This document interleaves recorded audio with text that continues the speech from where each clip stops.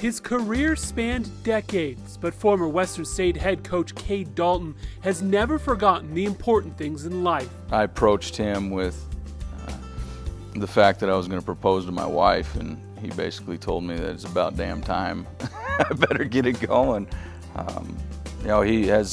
He's always cared about his players, and he cares more about what they do later on in life than what they do on the football field. And I truly saw that, he knew that that's what I should be doing, and I could truly see that within him, I know that he thought it was the right thing I needed to do. Dalton coached at all levels of football, from junior college to the NFL, but his first titles came in Gunnison. From 1961 to 1965, the Mountaineers were a force to be reckoned with. His teams went 33-12 overall and won 3 consecutive Rocky Mountain Athletic Conference titles, and even made a showing in the small school national championship game in 1964, where they fell to North Dakota State by 1 point.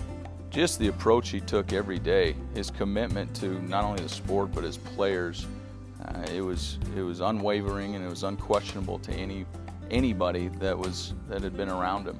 And to see that type of drive and to continuously be striving to raise the standards for all of his players and the people around him, I could potentially do at some point, but I wanted to do. And I think that the discipline side of it that he brought is what helped me, and that's what I was striving for, is to continue to go down that path because of that. Dalton still holds the Western State record for overall career winning percentage at .733, a record that has stood for more than 50 years. It is also the 7th best mark in conference history. Coach, I just want to thank you for all the opportunities you've provided for me and for always being there for me. The lessons you've taught me, they're invaluable. I'll cherish them forever, cherish all the moments we've always had, and congratulations on the Hall of Fame induction. Congratulations to Dalton, RMAC Hall of Fame class of 2017. John, thanks for that nice introduction. It is a big honor that I've been bestowed on me. Very humbled by it, and I was associated when I was at Western State with the conference. I know how that has expanded and become very, very competitive, I think, in all athletics. The community of Gunnison supported our football program, I believe, right down to the last person. So Gunnison and Western State were very, very good to me. I couldn't have asked for a better environment to coach football. When I went over there from Trinidad Junior College. I had left. Trinidad had the greatest president, Guy Davis, I ever been around. I've been around a few presidents. Anyway, I left Trinidad and went over there, interviewed, and got hired in the winter, and they were on a quarter basis, so football didn't start, and of course, until the spring. Snow probably wasn't off the ground yet, and it was kind of funny. I looked at it, because they hadn't won any games for a few years, and so I studied their personnel and studied the best I could what had gone on, and I just didn't feel that the kids had been worked hard enough, that they didn't have a deep enough commitment to the program. And we started out with 47 players, and at the end of spring ball we had either 17 or 18 left. They call it running them off. I didn't try to run them off.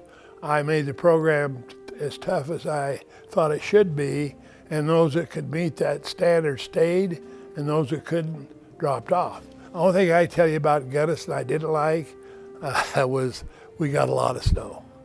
That year we played for the national championship. We practiced in 2 feet of snow. They didn't even have, on the campus, they didn't have a big scrape of snow off the field, so we had to go out and tromp it down the best we could, and for not quite a week, we practiced in 2 feet of snow. Well, I've never had anybody that worked any harder. Those kids were just totally committed. You wouldn't believe it if you saw them. And things I had them do, this is kind of a funny story, probably against the NCAA rules, but I had a deal there's only one highway in and out of Gunnison, okay?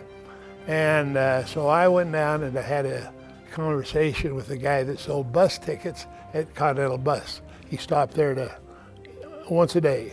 I think it was around 1:30 or 2 o'clock. I told him, if you got some players that come in here and want to buy tickets and get out of town, you call me. Well, one day he did call me, and I said, well, who you have? He said, I got 3 guys down here. And I said, well, tell me what their names are. And I said, well, sell 2 of them tickets, tell the other kid you won't sell him a ticket. And so I had that going for me. They're honored me when really my players and my other coaches deserve the honor every bit as much as I do.